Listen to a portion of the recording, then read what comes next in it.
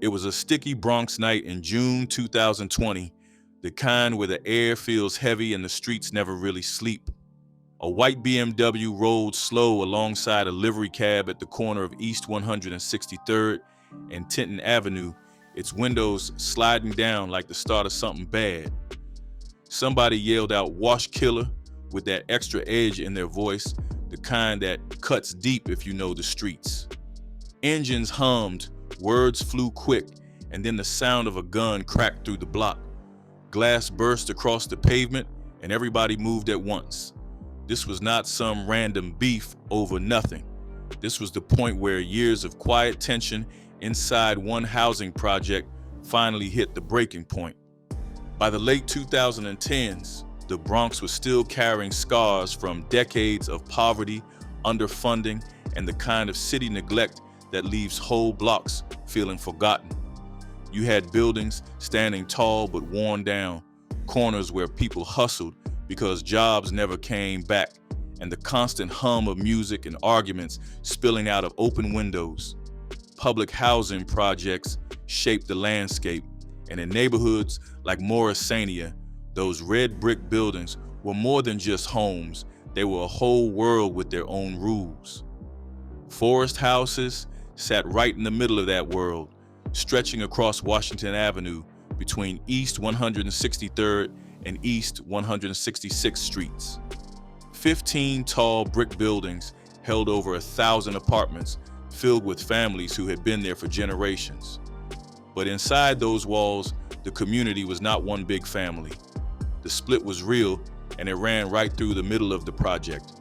One side leaned toward East 163rd Street, the other repped Washington Avenue hard, and in time, they would call themselves WashSide. Life in the projects is always about more than just where you live, it is about who you stand with. And in forest houses, that meant your side mattered. The 163rd crew, sometimes linked with nearby McKinley houses, watched their block like it was their own piece of the world. WashSide did the same on their side, and each group saw the other not as neighbors, but as competition. The space between those buildings might have been short in walking distance, but it was a mile wide when it came to trust. This was not just a local problem either, because the Bronx gang scene is a web of alliances and beeps that stretch across neighborhoods. Crews in one project might be cool with another set miles away, while beefing heavy with the people in the next building over. Territorial claims were not about legal borders, they were about reputation and the power to move without checking in. If somebody from the wrong crew stood on your block, you took notice, and sometimes you took action. By the late 2010s, Bronx drill music had given a louder voice to that culture, turning local rivalries into public stories with names, faces, and street-level details. Young rappers called out their enemies in songs, repped their blocks in music videos, and made the internet part of the battlefield. For crews like WashSide and the 163rd, that meant the beef could live in the streets and online at the same time, with each side watching the other for any sign of weakness. Survival in that environment was not just about staying alive, it was about holding respect. A reputation could protect you or put a target on your back, and everybody knew which one they had. Washington Avenue in Morrisania ran right through forest houses, and that street gave WashSide its name and pride. The name was not just a random tag, it came from the very blocks they moved on every day. The crew started as a tight circle of young guys from the Washington Avenue side, making sure everybody knew they repped that lane. Later, they added the name Everything 4 Day Day, shortened to E4D, to honor a friend who had died young. Day Day was someone they all respected, so carrying his name gave the crew a deeper bond. 3 names sat at the center of WashSide's rise: Sauce, Bug Out, and Flex. Sauce's real name was Boss Terrell, a kid who carried himself like he was meant to lead. People said Sauce had a way of making folks follow his moves, even when those moves were risky. Bug Out, born Liddell Seymour, was younger but known for going all out in any situation. He nicknamed Bug Out Fit because he had a wild streak that showed in fights or arguments. Flex, whose name was Yoro Centennial, brought a different energy, mixing street smarts with a calm presence until things got heated. All three came from homes where stability was missing, and the streets filled those gaps. Sauce grew up in a family dealing with hard breaks, and by his late teens, he was already moving like someone with nothing to lose. Bug Out's home life was rough, and he learned early to defend himself with his fists. Flex's background was no softer, and he had already been in trouble before WashSide became a name. These guys didn't find the crew found them, giving each one a place to belong. WashSide's early presence was loud on social media, with pictures throwing up signs and showing their block. They would post videos rapping along to Bronx drill tracks, tagging locations that made it clear they weren't hiding. Instagram and Facebook became tools for letting rivals know they were outside, ready, and watching. The crew started to tie their image to music, and drill culture gave them a stage to rep WashSide even harder. They might not have been full-time rappers, but they knew that a hot verse or a cameo in the right video could make their name ring further than the block. The more their online presence grew, the more their reputation became part of their daily life. People in forest houses knew who WashSide was, and the crew wanted it that way. This mix of street presence, loyalty to day-day, and online clout was the blueprint for how WashSide moved in the late 2010s. On the other side of forest houses was the 63rd crew, holding down the East 163rd Street end. Like WashSide, they were made up of young guys from the same project, but they claimed their section as their own. Their name came straight from the street they watched over, and that block was more than just an address to them.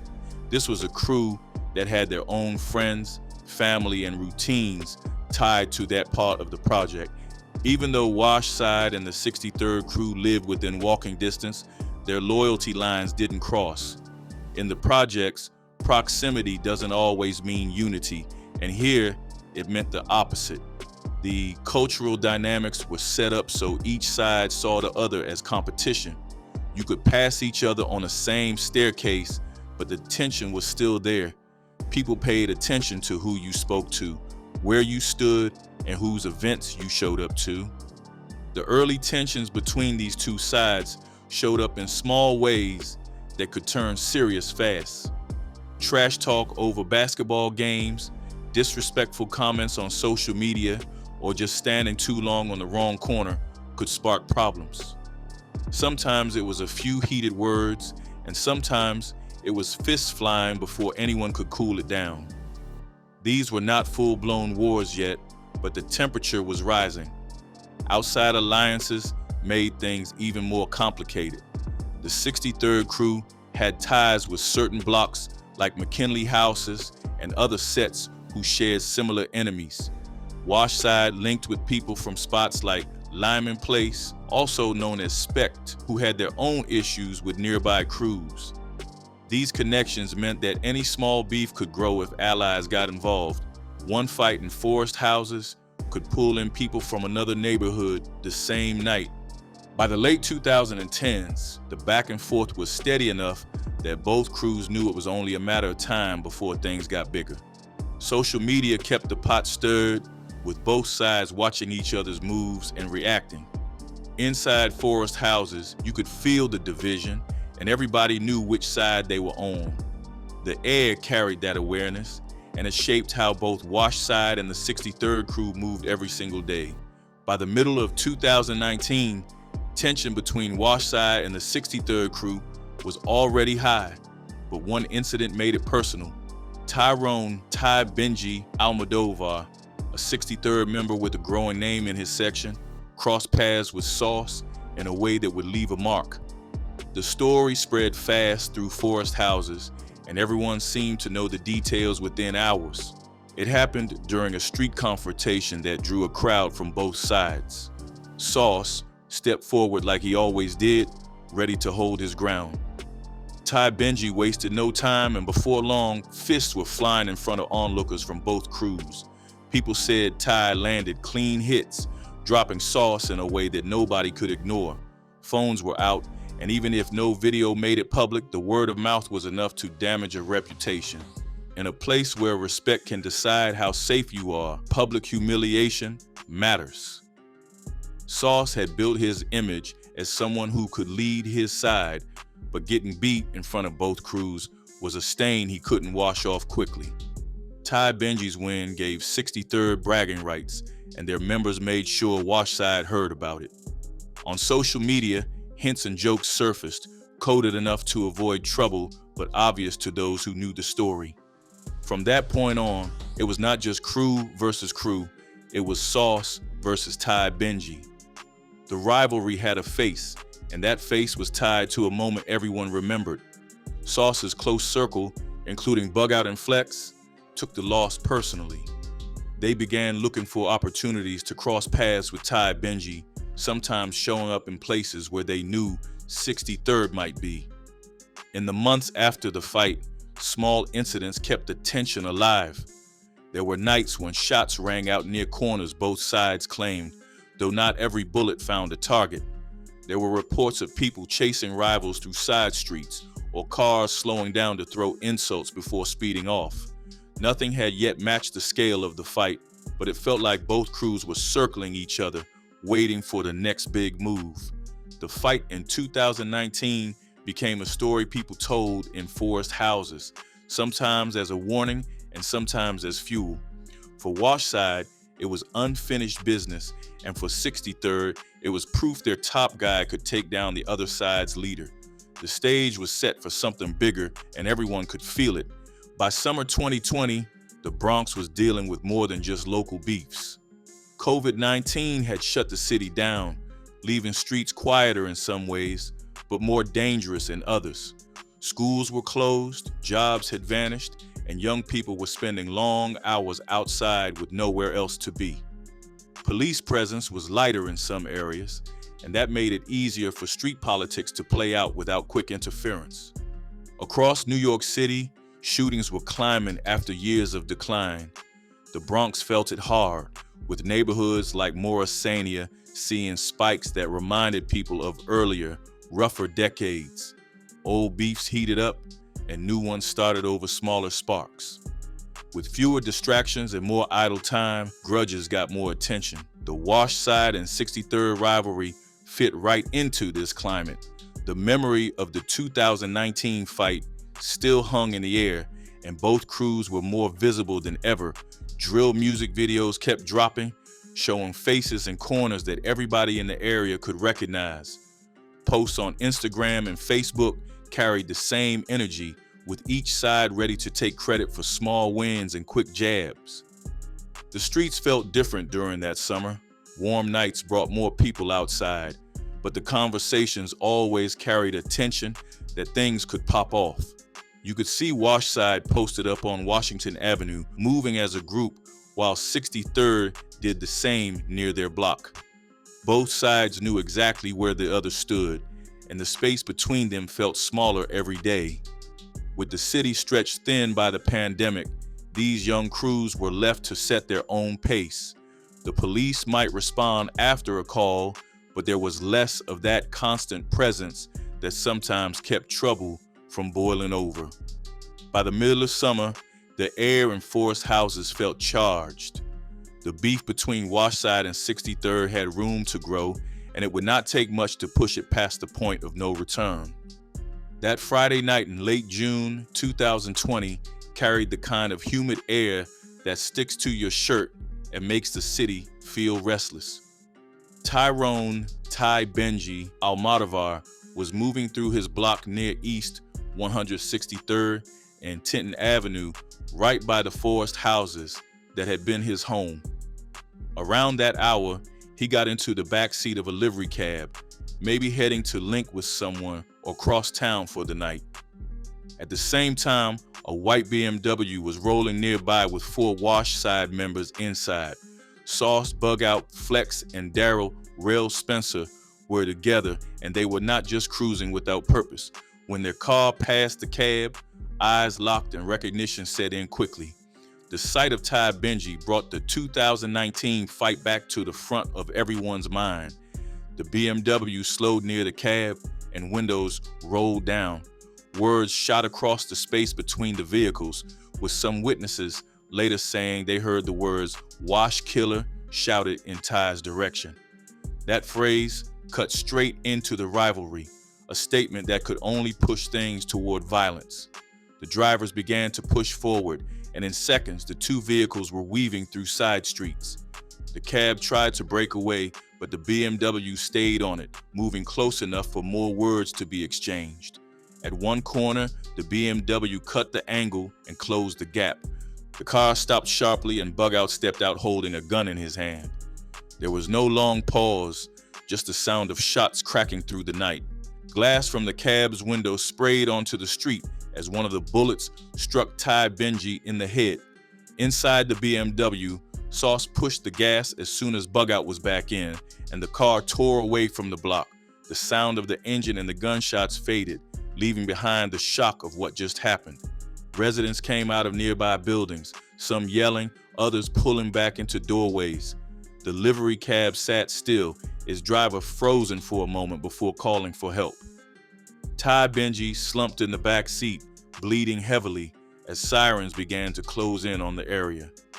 When the police arrived, they moved quickly to clear space for the ambulance. Paramedics lifted Tai out and worked to keep him alive during the ride to Lincoln Hospital. The streets around East 163rd and Tinton stayed busy for a while that night, people talking in low voices about what they saw and what they heard. The news of who was involved spread almost as fast as the sound of the gunshots had. At Lincoln Hospital, doctors fought to save Tai Benji, but the injury was severe. For 4 days, he stayed in a coma, and people from the 63rd waited for updates that never brought better news. On June 30th, 2020, he was pronounced dead, and the reality of the loss hit his side hard. Inside WashSide circles, the mood was different. To them, this was the moment they had been waiting for since 2019. Behind closed doors, there was talk of getting the score even, of erasing the humiliation from the fight. On social media, they posted coded messages and vague references that made sense only to those who knew the history. There were no direct confessions, but the tone was clear enough to let rivals know they were claiming this as their work. For the community around Forest houses, the shooting deepened the sense of fear. Parents kept kids closer, and conversations turned to whether more retaliation was coming. The 63rd crew carried grief and anger, while WashSide carried the satisfaction of payback, at least for the moment.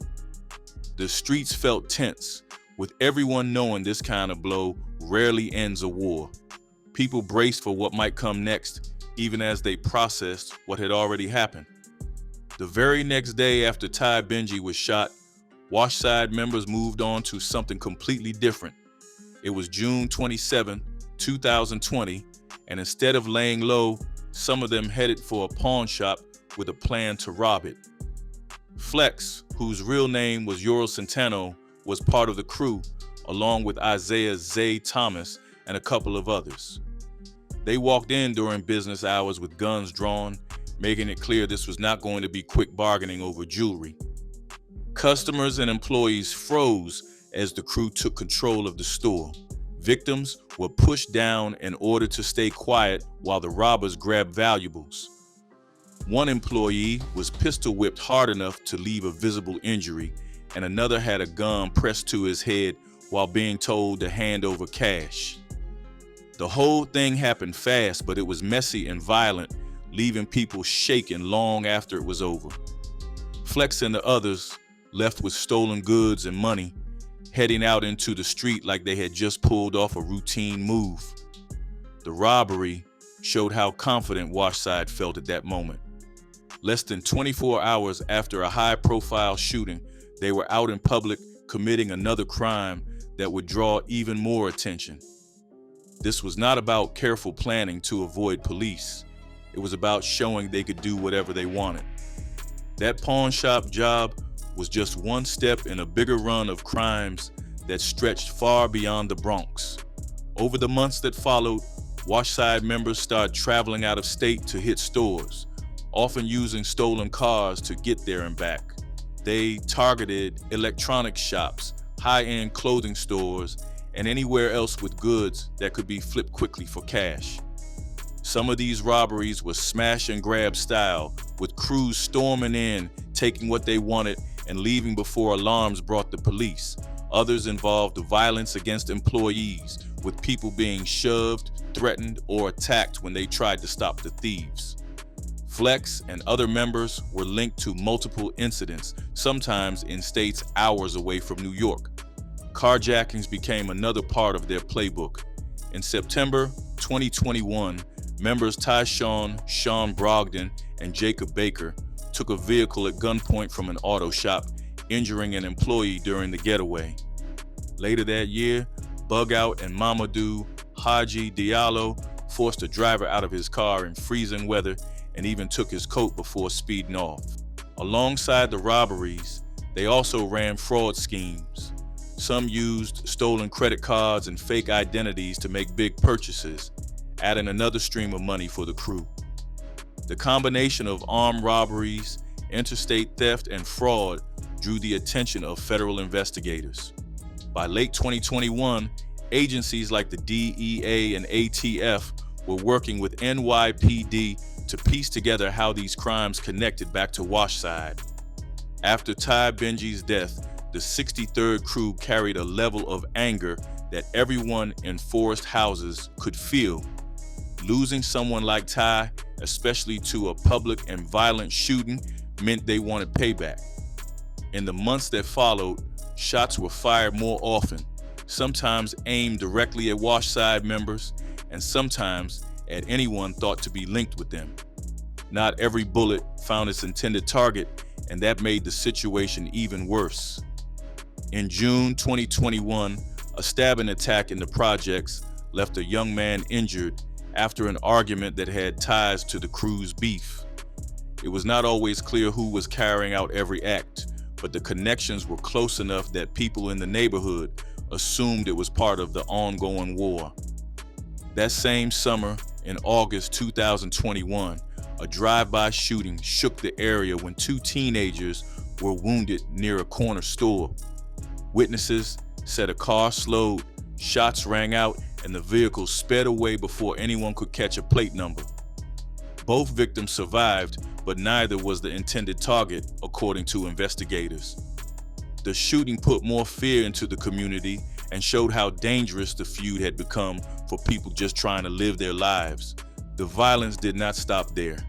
In August 2022, another bystander was shot during an incident believed to be connected to the rivalry. The victim was hit while walking home from work, caught between the shooter and whoever they were aiming for. These moments reminded everyone that the line between targeted attacks and collateral damage was thin. The ongoing tit-for-tat made it clear that the murder of Tai Benji had set off a chain of events that would not burn out quickly. Families adjusted their routines, kids were told not to linger outside, and the police presence in certain parts of the Bronx increased. Still, the streets stayed tense, and both sides continued to move as if the next hit could come at any time.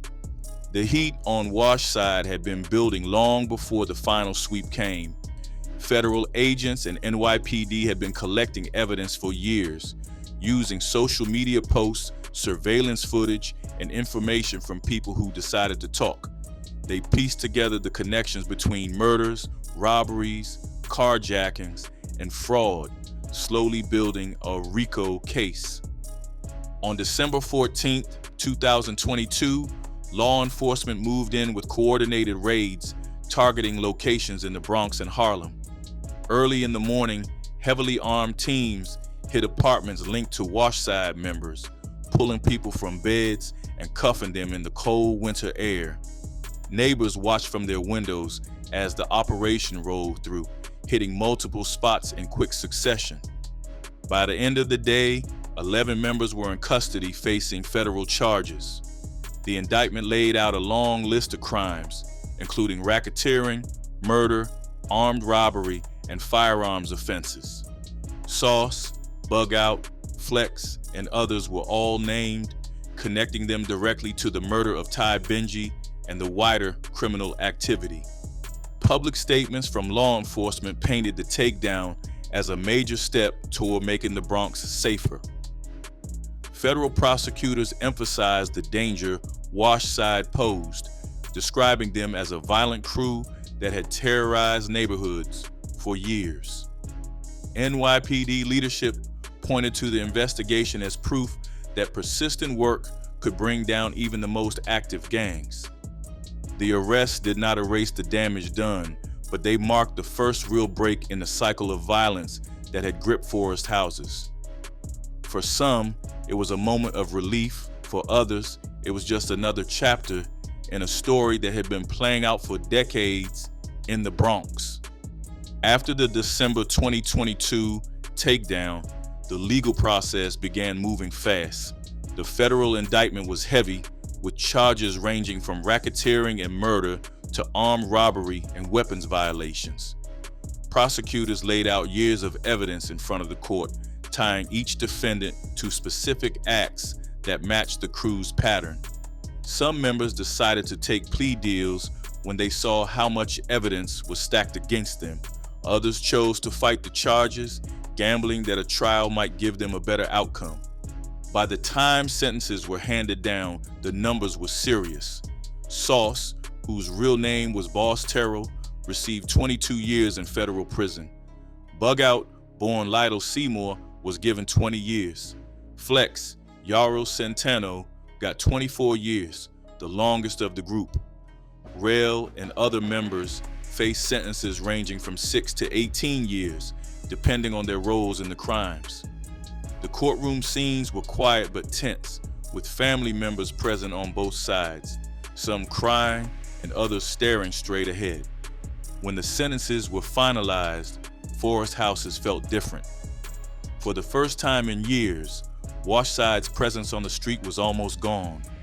Residents spoke about feeling safer walking at night, though some still kept their guard up.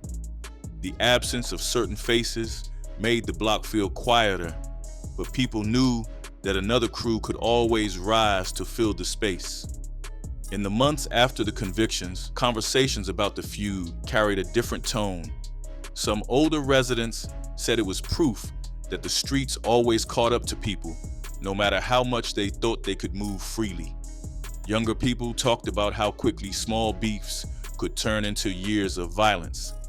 The death of Tai Benji and the downfall of WashSide became examples used in talks about staying away from the life. Still, for those who were part of the story, the feelings were more personal. Friends of Tai saw the prison sentences as justice, but they also knew it would not bring him back. Families of the locked-up members carried their own grief, knowing they would not see their people outside for a long time. When you trace it back, everything came full circle to that night in June 2020. The corner of East 163rd and Tinton Avenue stayed the same physically, but for those who were there, it would always hold that memory. The BMW pulling up alongside the livery cab, the exchange of words, the gunshots, and the sudden silence afterward became the moment that shaped the years that followed. By the time the streets moved on, the story had already turned into something bigger than just one beef. It was about pride, territory, and choices that could not be taken back. The block still had life, kids still played outside, and music still blasted from open windows, but the names of Tai Benji, Sauce, Bug Out, and Flex stayed in the conversations. Appreciate you watching. If you liked it, hit that like button and make sure to subscribe for more.